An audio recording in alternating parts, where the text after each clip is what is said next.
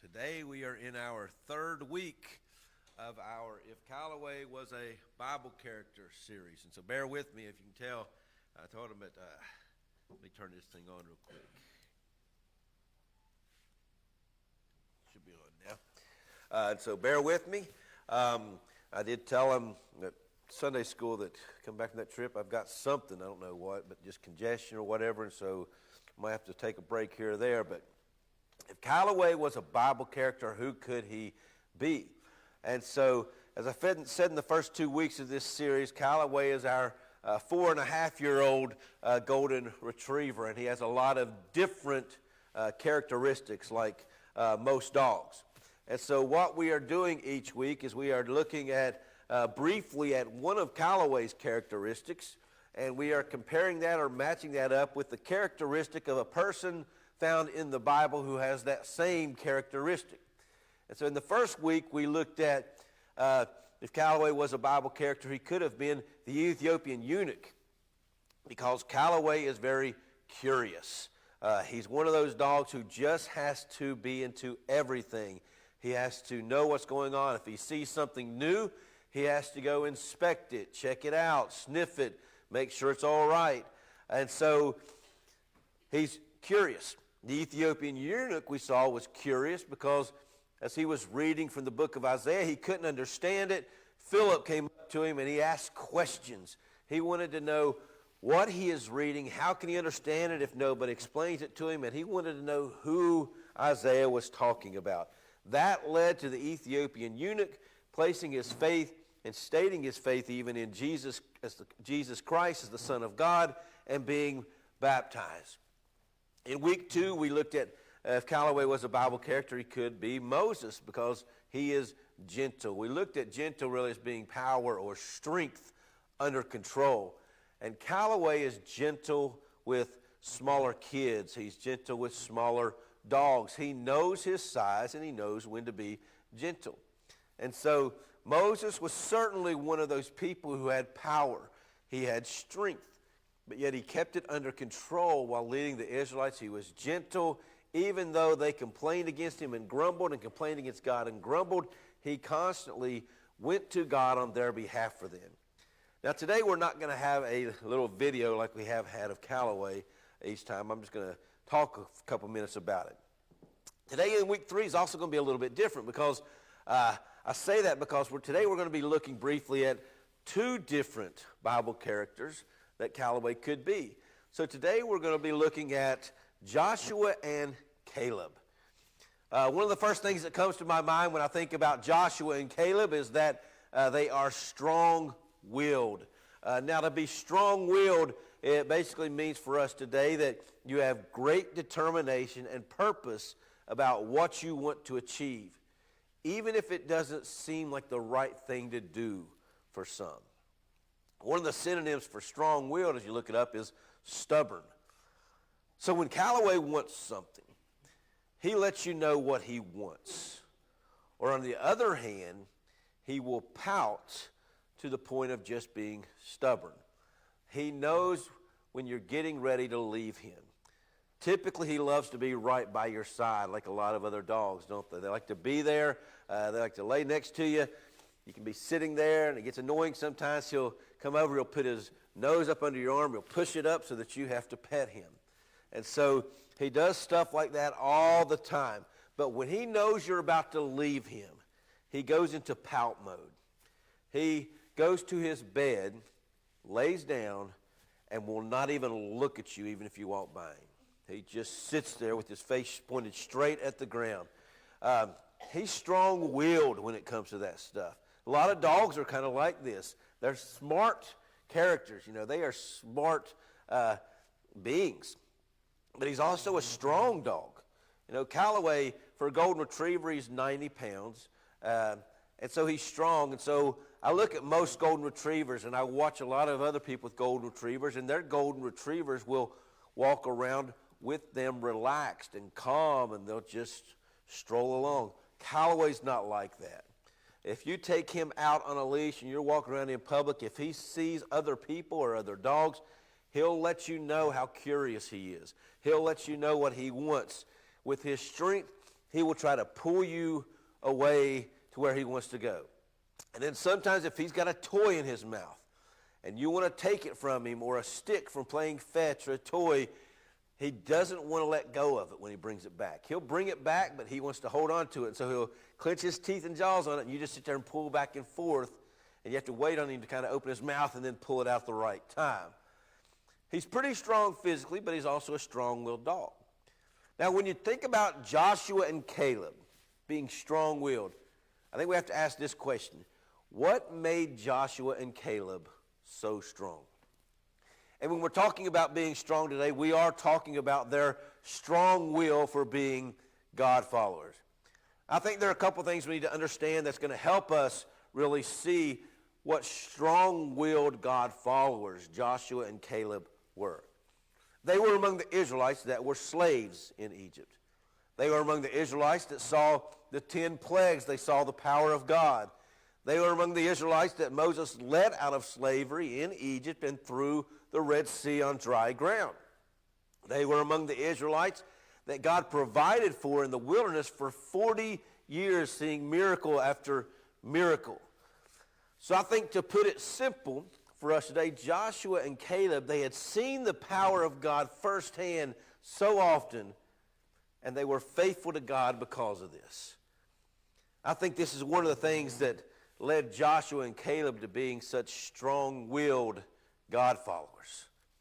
Now, at this time in their lives, for Joshua and Caleb, they're just a couple of guys. They're just a couple of men being led by Moses out of slavery into Egypt. We don't know anything about them when they leave Egypt. But it doesn't take long before we begin to see the type of role that Joshua would play among the Israelites. Many people believe that when Moses led the Israelites out, that there was easily 1 million plus Israelites. Some people will estimate over 2 million Israelites. No matter how you look at it, Moses was leading, or he was the leader of a large group of people. And early after they leave Egypt, in Exodus 17, Joshua comes onto the scene.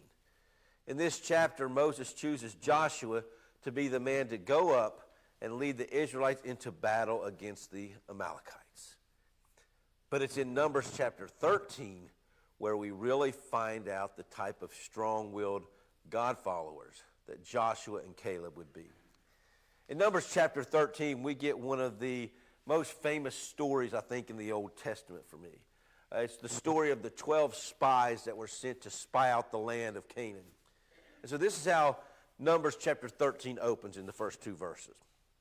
It says, "Then the Lord spoke to Moses, saying, Send out for yourself men, so that they may spy out the land of Canaan, which I am going to give to the sons of Israel. You shall send a man from each of their fathers' tribes, every one a leader among them." So, pay attention to the words that we see here. Because we know that God sends men here to spy out the land. But there are some things that I think we need to understand. First, God tells Moses to send out what would add up to be 12 men, a total of 12 men to go and spy out this entire land. But notice in the middle of that second verse, God says something that is interesting there.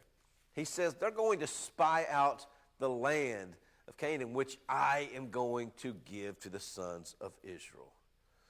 Now, in our day and time, one country, they may spy out another land or a place to see if they can defeat them in war. This was not really the type of spying out on the land that was taking place, or at least it's not the type that God really intended. See, God has just promised them right here that he's going to give this land to the sons of Israel.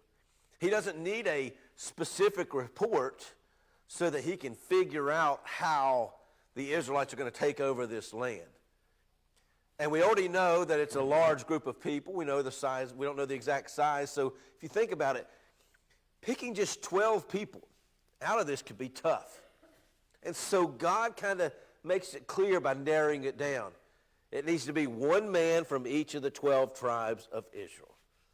But then God makes it even more clear than that. Each of these men must be a leader among them. Think about that as we go through this story. Each of these men are considered leaders in their tribes. This would have been the best of the best, really, in each of the tribes. Been the best of the Israelites outside of Moses and Aaron, you could say. So Moses does just that. And wouldn't you know it, among those known leaders, among the men chosen was Joshua the son of Nun from the tribe of Ephraim, and Caleb the son of Jephunneh from the tribe of Judah. So early on during their time in the wilderness, for Joshua anyway, he's been chosen to lead the men into battle, and now he is chosen as one of these 12, the only man from his tribe to go and spy out the land that God was going to give to them. So Joshua at this point has really been given two major responsibilities. So they go spy this land out. They check out its cities and how strong they were. They check out the fruits of the land. They look at the people and see if they are a weak people or are they a strong people. Everything you need to know or want to know if you're taking over the land of Canaan, the promised land. But the second half of Numbers chapter 13 doesn't really go as God really wants it to. The men come back from spying out the land, and we know this story. They give their report. The land is beautiful. It's perfect. They say it's flowing with milk and honey. But, and there always has to be this but in there, and for these men that spied out the land, for some of them, their but was this. He said, but the people who live in the land are strong. The cities are very large. They're fortified.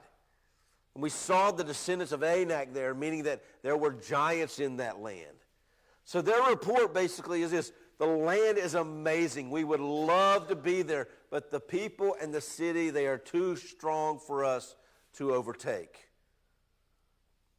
You can just imagine Joshua and Caleb standing over to the side while this is going on.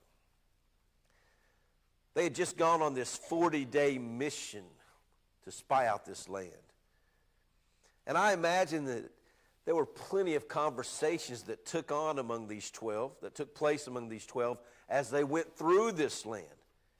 There's no doubt in my mind that when they saw a large city with fortified walls, that they maybe began to feel hopeless and about a takeover, and they talked about it, I'm sure, at the time and on the trip. I imagine when they saw the giants in the land, that their feelings of hopelessness grew even more. We read that they even said that they were like grasshoppers among them.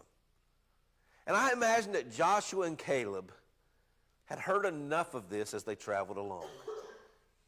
So when it came time for them to give their report, I imagine Joshua and Caleb had plenty of time to gather in their minds really what they're going to say to Moses, what they're going to say to the people, and what they're going to say about this trip, and what they're going to say about what God can do.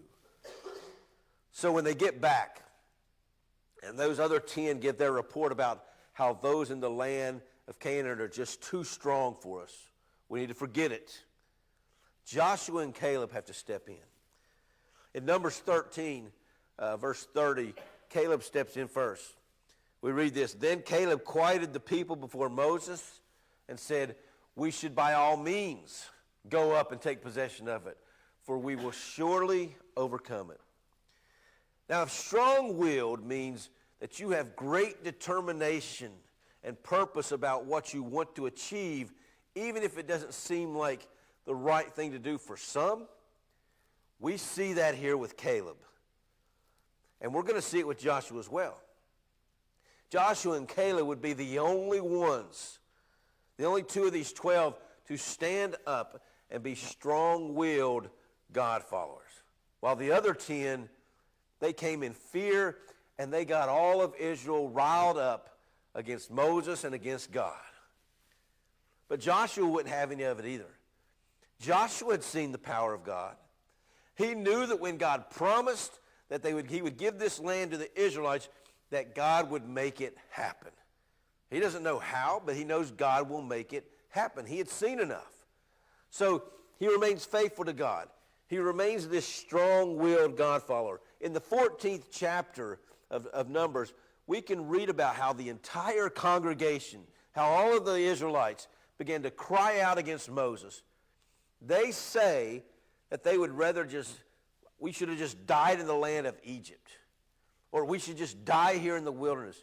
They are even ready, they say, to anoint a new leader and go back to Egypt to be slaves, even after all they had seen God do. But Joshua and Caleb, they stick to what they truly believe.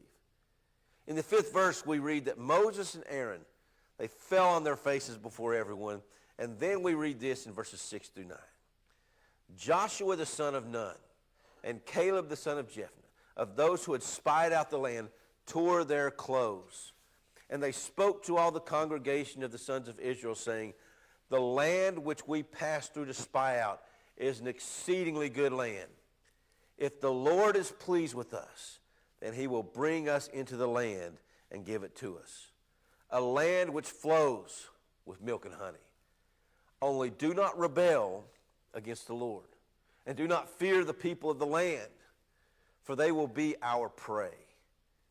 Their protection has been removed from them, and the Lord is with us. Do not fear them. Obviously, all of these Israelites feared these people. They were strong. They were bigger. They had fortified cities. People of Israel didn't have any of that stuff. And so they're afraid. And so you talk about being strong-willed God followers. Once again, if being strong-willed means you have great determination and purpose about what you want to achieve, even if it doesn't seem like the right thing to do for some, then we see both Joshua and Caleb being strong-willed God followers here. And do you know how this entire congregation of people, how all these Israelites responded to Joshua and Caleb and what they said?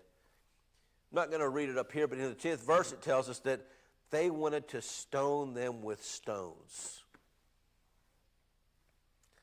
Think about this, because I think it sounds a lot like the world we live in today. I'm not thinking that people in America want to stone people, but just the hatred, the disbelief, the fear.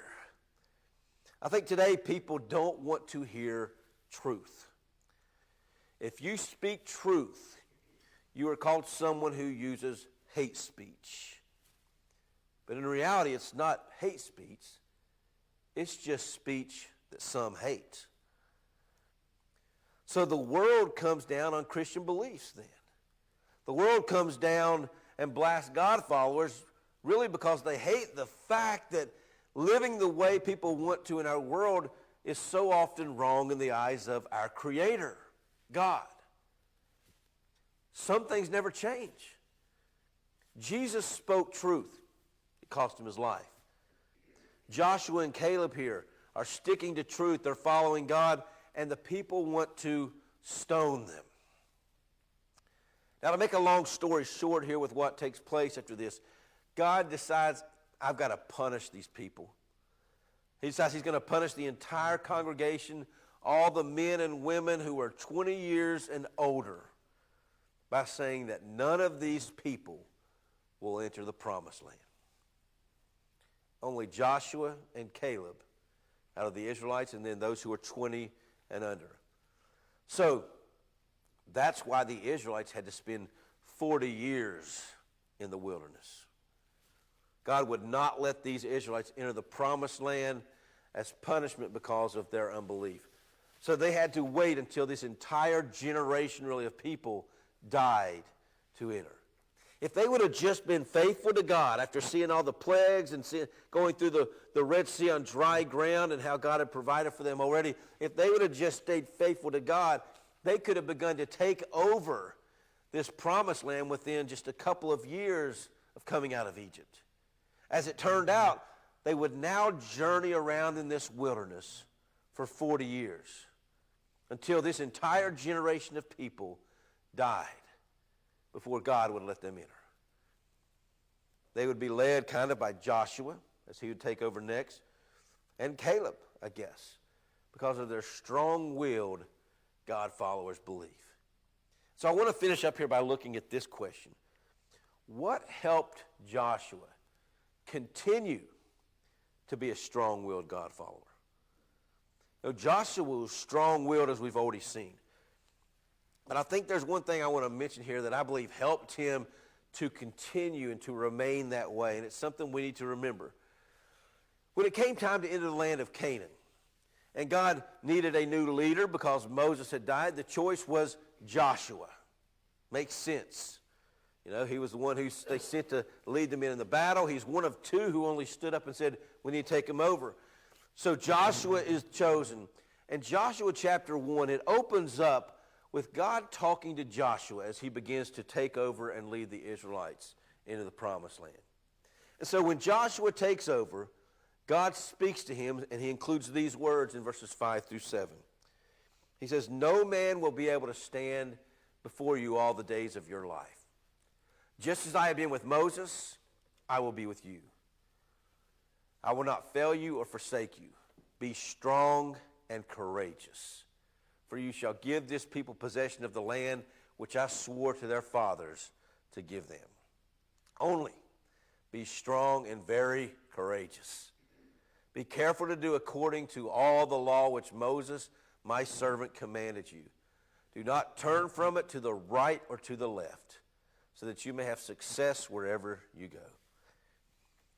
While Joshua was already a strong-willed God follower, I really believe that these strong words from God and these reassurances really from God here helped him to remain that strong-willed God follower. If you remember from our last series, 7 letters for 7 churches from Revelation 2 and 3, I mentioned several times in that series that Jesus says we must remain faithful until death in Revelation 2:10 to receive the crown of life. We see that here with Joshua. See, Joshua was as faithful as you could be while they were in this wilderness as an Israelite. But God gives Joshua these words here, I believe, to help him understand just how important it's going to be for him to remain a strong-willed God follower. Once again, God promised and God delivered. In verse 5, God told Joshua that he would never leave him, and he never did. But I think it was those words that begin the 6th and 7th verses, be strong and courageous. In the 7th verse, be strong and very courageous. I think it's those words that I believe really would help Joshua continue to be a strong-willed God follower. When you're already a strong-willed God follower like Joshua, I think these words from God had to be special words to hear. It's that reassurance that you just need sometimes. And these were words that Joshua would have to remember during their journey throughout this entire takeover of the land of Canaan. How strong and courageous do you think Joshua had to be to cross the Jordan River and go into the land of Canaan? You know? Now, I'm not just talking about knowing that they're going to have all these different battles, all these different cities, all these different people they're going to have to fight. But just at this time, when you look at the river, the Jordan River, this was the time of the year where the river was at flood level, the highest that it would be, and they're told to just cross through. And we know they went through on dry ground by another miracle, but then knowing that just days later, you're going to have to defeat this heavily fortified city with walls in Jericho. Now, we may think it would have been tough on Joshua's faith here, that maybe he questioned it. I don't think he did. Remember, he was one of the 2 out of 12, one of the 2, along with Caleb, who said, we need to go up and fight these people now in these fortified cities almost 40 years before this. He had seen God provide for them daily for 40 years, do miracle after miracle. And then for God to speak directly to him and tell him, listen, just be strong and be courageous. Do all the things that I commanded through my servant Moses. Just follow these things and be strong and courageous. I don't think Joshua thought twice about it. I think for most people, especially if it was us, there would be that doubt in our minds because we would want to rely on ourselves. For Joshua, he was this strong-willed God follower. For Caleb, another strong-willed God follower. If you've ever looked at the names of those 12 spies that were sent to spy out the land of Canaan, you notice something interesting. The other 10 names, they're harder to pronounce, obviously, but we don't see people being named after those 10. But you still see plenty of people being named after Joshua and Caleb. See, when people are strong-willed God followers, you want to have something in common with them. You want your children to have something in common with that. So because of their strong faith, Joshua and Caleb are still remembered today. So if Calloway was a Bible character, he could have been Joshua or Caleb. He's very strong-willed. See, while Joshua gets most of the credit because he is the one who takes over as the next leader, Caleb was right there with him. Caleb also showed great faith in God. Now, we like to say that we live in a tough world today. We do. We know that it's different. It's tough in a lot of different ways. But if you read through the scriptures, you're going to see that the people who are known really as being strong-willed God followers. Strong-willed God followers, they dealt with all kinds of backlash. They dealt with all kinds of difficulties, and many of them dealt with it to the point of death, even to the disciples. So today, let's just ask ourselves this as we leave. How strong is our faith in God? Now, Joshua was also known for his strong words in the last chapter of the book of Joshua. In some of the last words to his people, he challenges them about whether they're going to go back and serve the false gods that they may have served on the other side of the river or the one true living God.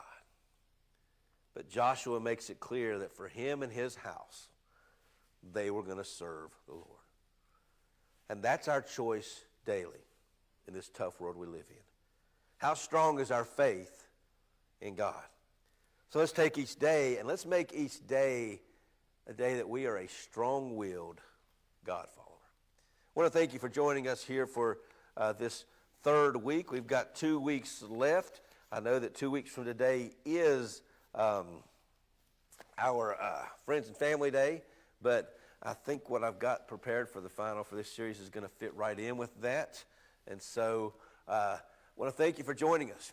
Strong-willed faith followers. You know, it takes a lot of faith to obey God. It takes a lot of faith to trust God when you live in a world when people are telling you constantly not to, telling you to do this instead or find this to do, give God less of your time. Let's find this to do instead. But God's called us to be faithful. You know, he's called us to be his child, to be his children, to be his feet and hands on this earth. And God's done everything he needed to do. He sent his son so that we can put our faith in him, so that we can confess him before others, so that we can repent, turn away from the life that we want to live for God, to be baptized, to have our sins taken from us, to get the Holy Spirit that lives inside of us, to comfort us, to guide us. God gives us all this so that we can have that right relationship with him once again. If you've never made that decision, let's make it happen. Come talk to us. We're going to stand and we're going to sing a hymn of invitation today. And our hymn of invitation is going to be song number 184. We'll sing the first and last verses of Whiter Than Snow.